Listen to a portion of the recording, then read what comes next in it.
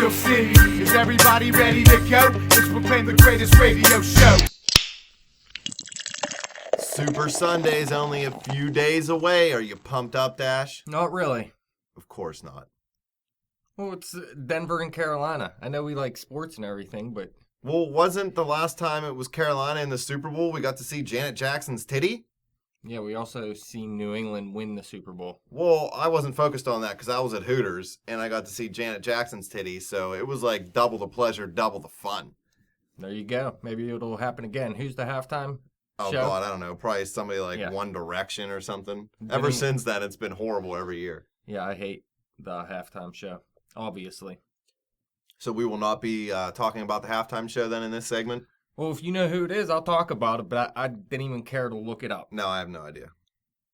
All right, but for our picks for the season, real quick here, Johnny Parlay, 60, 37, and 1 going into the Super Bowl here. Garbage. Yeah, he dominated. 48 and 25 over his last 73 picks and 42 and 21 in the last 13 weeks. I came in second going 49 and 48. I need a win this week to stay above 500. I also had a tie there. You went 46 and 51. Also had a tie. And not too bad considering I went like 1 and 20 over like a 5-week span. Yeah. JK47 was 40 and 41. So did he make a pick? I don't think he made a pick. No, he hasn't made a pick in the last like 4 months. Yeah, he had his chance to go at least 500, but it looks like he's going to stay under for the season. And Easy is 46 and 53 with a tie as well. But he's 16 and 14 in his last 30 picks. What did we do in the championship round? I think I was 1 and 1. Championship round, though, you went 0 and 2, remember? No, I was just trying to hoping that I went 1 and 1 and maybe you'd forget. Everybody else went 1 and 1 outside of 47. He didn't make a pick. Oh, that's right. I picked Arizona. Sons of bitches. Yeah. I mean, I wouldn't have minded to see Arizona in the Super Bowl either. I'd like to see that Larry Fitzgerald win one, but I also don't want to see Carson Palmer win one, so I don't know. But let's get started with this game. Carolina at Denver. Well, I guess not at Denver necessarily, but Denver is the home team. Carolina's minus 5.5, though, and the over-under is 45. You don't do the social media thing, so I'm sure you haven't seen the meme of the last white Bronco to run for a long time, and then it's just OJ in the Bronco and all the police chasing him. Nice. It was pretty funny. The Panthers are trying to become the 4th team in NFL history to win 18 games in a season. They're 13-5 against the spread this year. They're 2-0 against the spread in the playoffs. And they're 2-0 against the spread on grass fields, if that matters. Does that matter to you at all? No, it doesn't. What about their over-under record at 12-5-1 with 1 push? Yeah, I mean, you got to throw all that out the window right now, I believe. So everything I just said is irrelevant. Yeah. You look at, I mean, like you said, they're 17-1 on the season, Carolina. But Denver, with Peyton Manning at quarterback, they win a lot too. He is actually 10-2 on the season. So between these two quarterbacks, you got a 27-3 record on the season. Ridiculous. What's the bigger story? Peyton being able to win a Super Bowl and retire, or the fact that Cam Newton can become one of, I don't even know, a few quarterbacks to do a bunch of stuff this weekend? Including win regular season MVP, well, that we won't know for a few days for that, and win Super Bowl MVP. Everyone's saying he's the favorite to win Super Bowl MVP. I mean, I agree. If you're going to go with someone, Cam Newton's probably the obvious choice because they don't really have the beast running back, and really they don't have the beast receiver. Greg Olson's a beast out there, but I don't see him be. I mean, you need Cam Newton for him to have a big game, obviously, and Cam Newton can get it done through the air and on the ground. But, I mean, the bigger story is Peyton Manning, definitely. This is his swan song. It's because his forehead is bigger than Cam's. Yes, his forehead is that bigger could be than the the last field. Peyton Manning forehead joke of his career. Of his career. You'll go on with the forehead jokes for the next 20 years, though. Probably. Once I get one good joke, you got to ride it out. Well, like you said, Cam is the odds-on favorite to win Super Bowl MVP. This is the first year that Nevada sportsbooks are allowed to wager on the Super Bowl MVP. He's 5-7 odds. 48% of the money's on Cam. You got Broncos quarterback Peyton Manning is second favorite at 7-2. Panthers linebackers Luke Kuechly 15-1. Von Miller 20-1. I think Kuechly's probably the only other Panther that has really a shot at it. I'm not saying somebody couldn't, surprise anybody you or whatever. can come out and do it. Yeah, if somebody has a kick return and a punt return for a touchdown, who knows? If you had made me pick, I would say it'd probably be Cam on the offensive side and probably Luke on the defensive side. But Cam Newton, he could become only the third quarterback to win an NCAA championship and a Super Bowl title. Obviously, that's only the 50 years of the Super Bowl. I didn't go back to look at NFL championships before that, so don't sit here and tell me I'm an idiot if I am wrong on that case, because I'm not counting those years. Joe Namath won an NCAA championship for Alabama in '64 and then won the Super Bowl 4 years later with the Jets. Joe Montana won an NCAA championship with Notre Dame in '77, and then we all know he won 4 Super Bowls. And like you said, Newton has a chance at winning the MVP in the regular season and the Super Bowl. Who was the last one to do it? Kurt Warner. Kurt, I hate you, Warner, because you're garbage. What year was that? 99. 1999. A few people have done it before him. I think like 6. I looked it up. I didn't write them all down. Kurt Warner was a beast that year. I remember that. Definitely. But he definitely had some beast players on his team as well. Yeah, when you have Turi Holt, Isaac Bruce, Marshall Falk. Yeah, that was a beast team. Beast. The worst part about it is I rooted against that team. What year was it? 2001? When they played the Patriots. New England Patriots. I was rooting for the Patriots because 9/11 happened and everybody wanted the Patriots to win because they were Patriots. You know what I mean? I just hated Kurt Warner more than Tom Brady at that point. Yeah. Now I hate Tom Brady more. Manning can set a record. Do you know what record he could set? No, what? He can become the 4th quarterback in NFL history to lose 3 or more Super Bowls. Do you know who it was? Who else did that? Obviously, Jim Kelly. Somebody from Minnesota? Fran Tarkenton? Yes, Fran Tarkenton. And Peyton Manning's boss. John Elway. Yes, makes sense. I would have only guessed Tarkenton because they were beasts back in the day, back when the Steelers were winning Super Bowls. Minnesota was one of the best teams in the NFL at that time. Do you know who has the most completions as a quarterback in the Super Bowl? Like just in one game, not all, not total. I'd say Tom Brady. Eli Manning? You'll never guess it. It's Frank Reich. He completed the most passes in Super Bowl history in one game. That's a stupid I heard it on the fan the other day. I thought it was funny. But what about this game?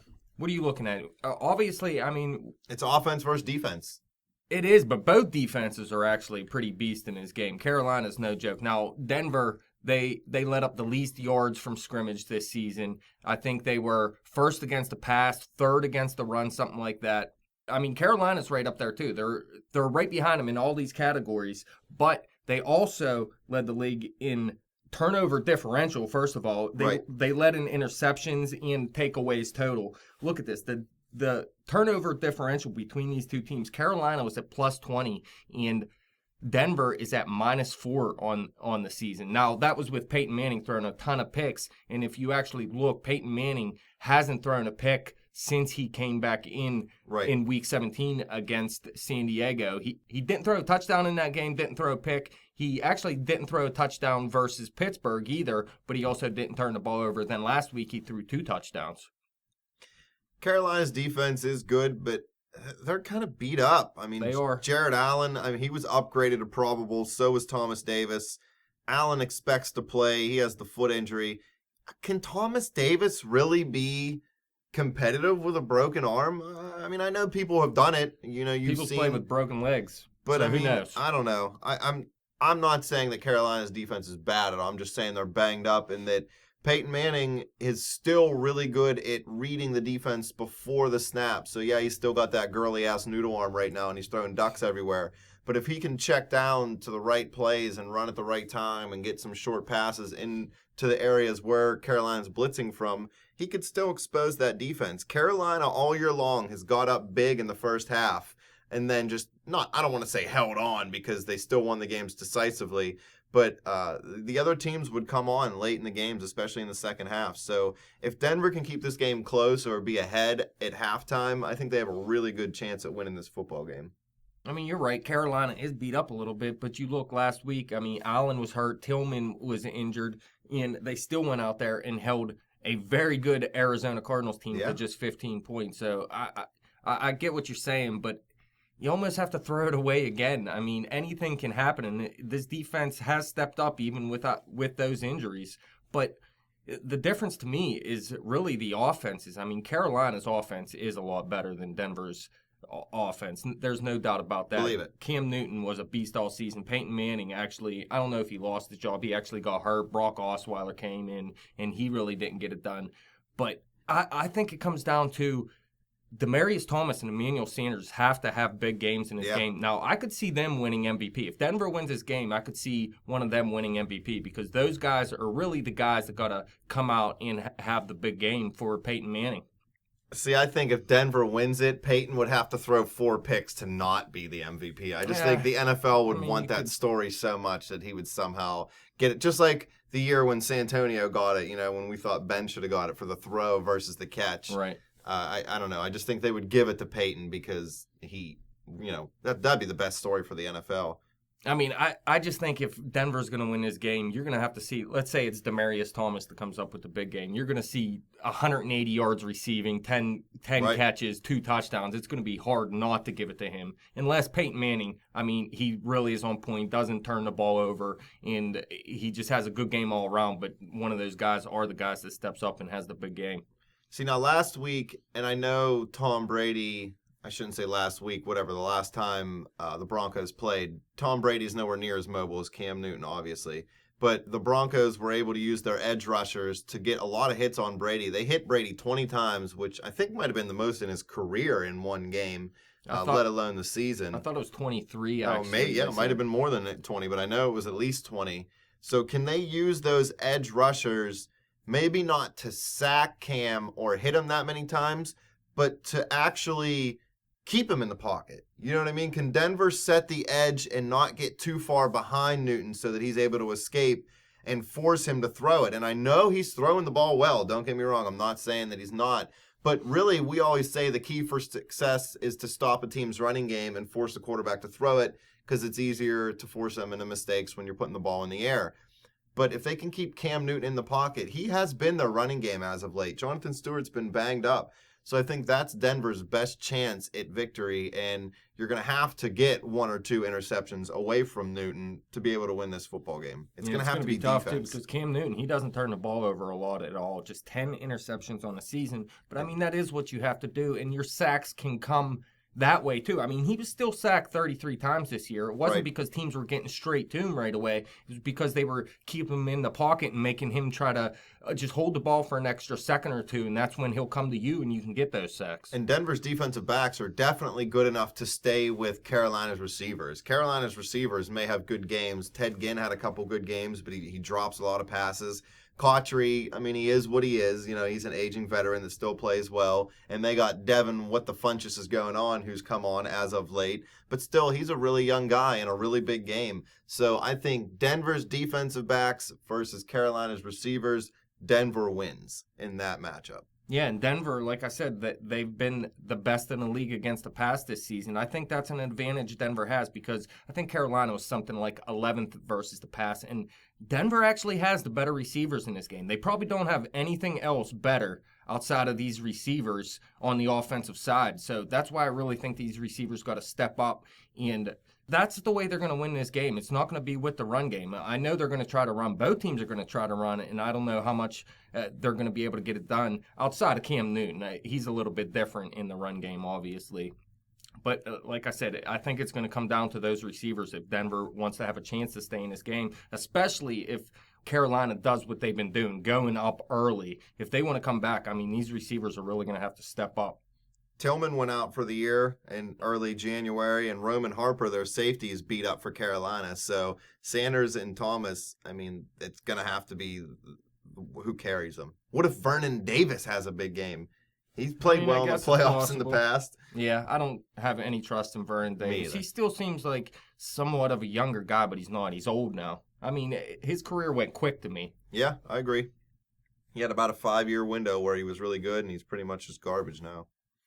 But yeah, with Carolina's receivers, you're right. I mean, Jericho Cotchery, he's more of a possession receiver at this point. Devin Funchess, he can come up with the big play, but like you said, he's still a young guy and he has his inconsistencies. Ted Ginn is just one of those guys that, I mean, you may be able to hit a deep ball with him. He's going to drop some passes most likely if you throw him too many. But he did come up with 10 touchdowns this season, so he can get behind the defense. But it's all about Greg Olsen in the passing game. I mean, this guy has been a beast this season, probably his best season of his career. And that has a lot to do with Cam Newton, too. You remember last year, Cam Newton got destroyed. There was no blocking for Cam Newton. Right. We felt bad for him by the end of the season last year. We said they had to do something with that offensive line, and they really turned it around offensively this season. They signed blindside. Cam Newton went to him in the offseason and like practically begged him to come play for Carolina. I read an article the other day. It was funny.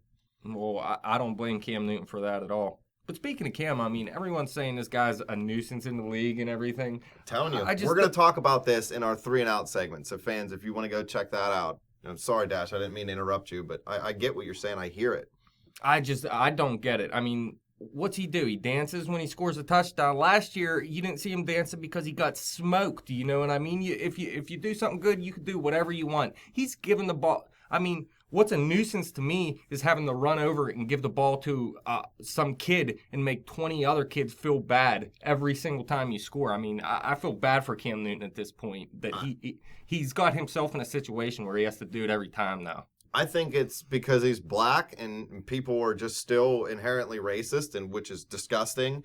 And I also think that the NFL, they don't want any player to be bigger than the game. You know what I mean? You don't see a whole, like, NFL players on the field with their helmets, you can't see them. You know, you don't see their faces like in a lot of other sports.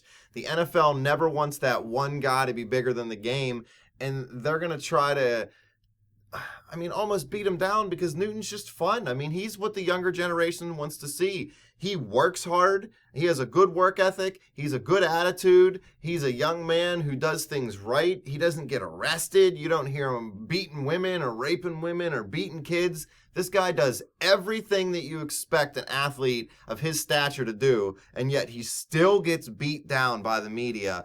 It just makes no sense at all to me, honestly. And to me, it just shows how ignorant people are in the fact that they just don't want to celebrate a black man, and it's sick. I don't know if that's what it is or not. I have no clue, but it is ridiculous. I just don't understand the entire situation. Cam Newton, every time I see that guy, it seems like he's doing the right thing. And Make-A-Wish, he helps little kids. What was the story last year? Something about Marshawn Lynch. Oh, I don't remember. Yeah, I don't remember either. He ate a lot of Skittles. No, everybody was upset about Marshawn Lynch for something. Oh, because he wouldn't talk to the media or something? Oh, yeah. He's just here so he doesn't get fined. Oh, yeah, that's it. I've been here the whole time. Media Day actually came and went yesterday. I forget what they call it now. They changed the name of it to something stupid. There weren't too many stupid questions. I think somebody asked Peyton Manning if he liked peanut butter and jelly or something ridiculous like that. I know they were asking him if he was going to retire or not, too. Yeah. But you don't want to get into that right now. I think it's obvious what he's going to do, though. What about the HGH allegations from that Al Jazeera television that now has declared bankruptcy and will be taken over by like a different network? So they claim to be, so great and so factual. And I know it could be a money thing, whatever. But then, they break out with this big story and then it just so happens that they go under right after. To me, it looks like they were just doing a last-ditch effort to stay relevant by releasing this story about Manning. It's probably all untrue, or at least, spun to try to make him look bad. Could backfire in their face if it is untrue, so we'll see what happens. I don't know. They have nothing to lose if it is untrue, though, because they're already under. Yeah. You know what I mean? So what do they care? So really all they did was rub his name in the dirt for no reason at all other than to try to get enough ratings to stay relevant. And then a guy like Peyton, who's been a model citizen his whole life. I'm sure somebody has to be held accountable, though, right? I mean, if Peyton Manning went and sued them, somebody's still going to be held accountable. Yeah, he probably could get, maybe one of the execs for defamation of character or something. But then the story stays in the media longer, and it's really just worse for Peyton. So if he gets exonerated, then just move on. I don't think it matters. Same thing happened with Ray Lewis when he retired. He won the Super Bowl. They said he was taking deer antler spray or whatever. Yeah. Who gives a crap? I mean, his career's over. Spray. I boiled down these antlers, man. I sprayed it in my mouth. They're stupid enough to do that. Whatever. Idiots. And it was legal, though. Like, who gave a crap? I don't know. I know friends that put deer pee on them so when they go in the woods, they don't smell them. Yeah. That's gross, though. Well, what are you saying here, man? What do you got? As far as the line goes, especially since I'm seeing it might move to 6 before kickoff on Sunday, I'm taking the points. I'm going with Denver. There's no way. I don't feel like either team's going to blow either one out. I mean, we've seen Carolina blow out Arizona, but they also thought they were blowing out Seattle, and Seattle marched back and was one score away, I think, from winning that football game. And that's kind of been Carolina's MO all year. So I just think it's going to be a close game. Do I think Carolina will probably come out on top? Honestly, yeah. I think they're going to win by around 3 or 4 points. Or, I mean, maybe they do win by 7 with a late touchdown drive, to end it or whatever, and Cam gets the MVP. But I still just think Denver's defense is so good. The last time we've seen the number 1 scoring offense against the number 1 defense, it was Denver-Seattle, and Seattle smoked Denver. The first play for Denver went for a safety. The snap went right past Manning's head, rolled into the end zone, and Seattle tackled, I think, one of the offensive linemen that covered it up. So I think defense against offense, defense always at least keeps it close, and to me usually comes out victorious. So with the points, I'm going to say Denver. Yeah, I think Denver, we said it before, has the better defense, and they held the Patriots to 18 points and the Steelers to 16 points here in the playoffs. But you look on the other side, man, Carolina definitely has the better offense. And Carolina's defense compared to Denver's isn't as wide of a difference as the offenses. Carolina's offense is beast, and they actually scored 31 points or more in 8 of the last 9 games. So something's got to give here. Either Denver's defense isn't going to do what they've been doing, or Carolina's going to have a letdown offensively. I think it's easier to have a letdown offensively, too. I too. think so, too. I still say this is going to be a close game. Somehow, I think Denver can actually pull this out. I'm going to be rooting for Carolina to win. I want to see Carolina win, but I also think Denver's going to cover in this game. And Papa John's Johnny, spiking sales. Papa Johnny Parlay is going with Denver as well. Easy's the only one going with Carolina. Yes. He just loves Cam Newton. No, he's been picking Carolina a lot this year, it seems like. And he picked them last week and won with them, so why not? Believe it, keep rolling with it. We said earlier the over-under for Carolina this year was 12-5-1. The over-under for Denver this year was 6-11-1. So that's a thinker. Yeah. Pretty much the complete opposite. And we got, 45? Somehow this is going to go over. I think they're going to. I know we're talking about how great the defenses are. Defense wins championships, whatever. But 45 points, somehow, some way, they're going to go over that. My recommendation is a teaser. You end up with, depending on how many points you get to give, with my guy, it's Denver plus 12.5, and I would take the over-under down to 40 and take the over. So, I mean, 21-21, Yeah. and you're already over that. So, I'm taking it. That's my bet. Yeah, I like it. I don't see Carolina blowing Denver out. Yeah, beating anybody by 2 scores is tough, especially in the Super Bowl. But that's it. Last pick show of the year. Anything else you got for the fans? Come back strong next season. You need to pick it up, man. Me? Yes, you. Jeez, why is all this pressure on me? I just let Johnny Parlay do all the work. Well, yeah, Johnny Parlay, he needs to repeat what he did this season. I got to pick it up a little bit too, but at least I'm over 500 at this point. You need to get over 500, man. Fans, check out Johnny Parlay's new podcast, the Blue Rooster Podcast, on YouTube. Just search John Smith Blue Rooster. I'm sure you'll find it.